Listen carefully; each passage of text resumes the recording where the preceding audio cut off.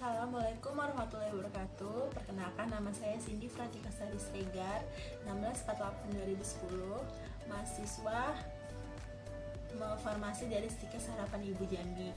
Baiklah, di sini saya akan menjawab pertanyaan seputar sistem pengantar obat, di mana tugas yang pertama adalah jelaskan perbedaan sistem pemberian obat menurut keadaan fisiknya.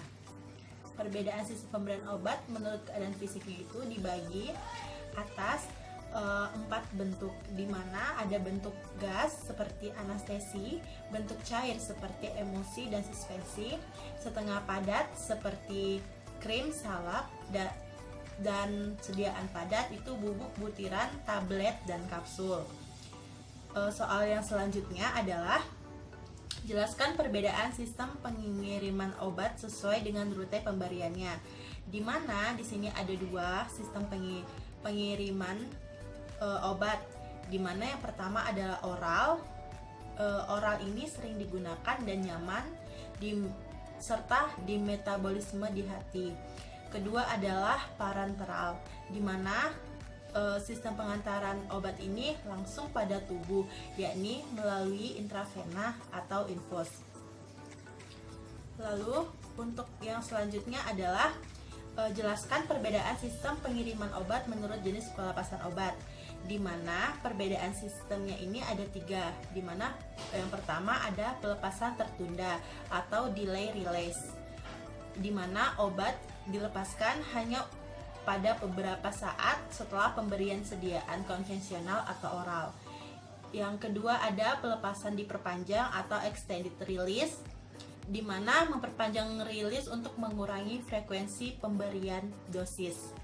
Dan yang terakhir ada pelepasan ditargetkan, di mana pemberian obat kepada pasien dengan cara meningkatkan konsentrasi obat di beberapa bagian tubuh secara spesifik.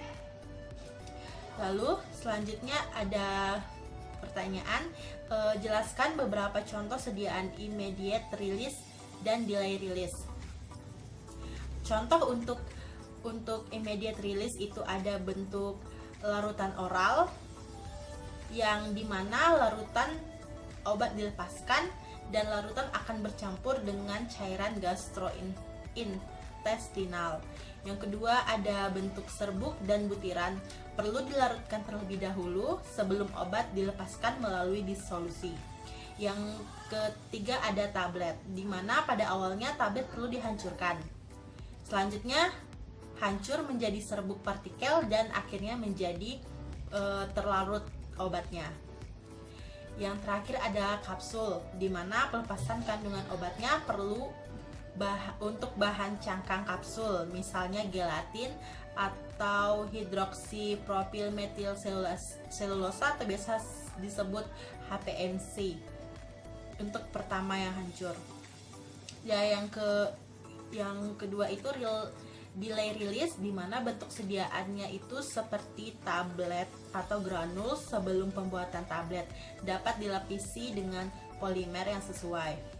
Untuk pertanyaan terakhir yaitu jelaskan beberapa kelebihan dan kekurangan extended release, di mana kelebihan yang pertama yaitu meningkatkan kepatuhan dan kenyamanan pasien, kedua menurunkan frekuensi pemberian dosis, ketiga mengurangi fluktuasi tingkat obat yang beredar, yang keempat efeknya lebih seragam, dan adapun juga kekurangannya adalah jika diperlukan perubahan segera selama terapi atau jika ada efek samping yang signifikan dicatat dan diperlukan penghentian terapi segera.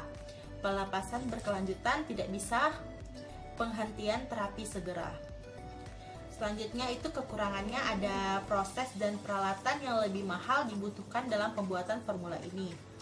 Yang selanjutnya, dokter kurang fleksibel dalam menyesuaikan regimen dosis karena hal ini ditentukan oleh desain bentuk sediaan, di mana penurunan absorpsi obat bisa menunda onset aksi obat. Itu pun biasanya pengaruh makanan pada penyerapan obat. Dan yang terakhir ada kinetika, mungkin sangat berbeda dari satu formulasi SR atau rilis diperpanjang ke yang lain. Baiklah, itulah hasil dari penjabaran tugas saya. Kurang lebihnya saya mohon maaf. Saya akhiri. Wabillahi taufiq wal hidayah. Wassalamualaikum warahmatullahi wabarakatuh.